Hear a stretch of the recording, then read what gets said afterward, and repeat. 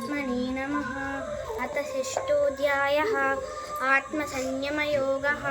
श्रीभगवानुवाच अनासीतः कर्मफलं कार्यं कर्म करोति यः स सन्न्यासी च योगी च न निरग्निर्न चाक्रियः।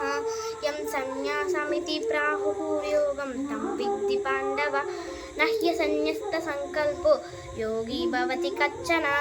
आरुरुक्षोर्मुनिर्योगं कर्मकारणमुच्यते योगारूढस्य तस्यैव शमः कारणमुच्यते। यदा हिनेन्द्रियादेषु न कर्मस्वनुष्वच्यते सर्वसङ्कल्पसन्न्यासी योगारूढस्य दोच्यते। उद्धरेदात्मनात्मानं नात्मानमवसादयेत्। आत्मैव ह्यात्मनो बन्धुः आत्मैव रिपुरात्मनः।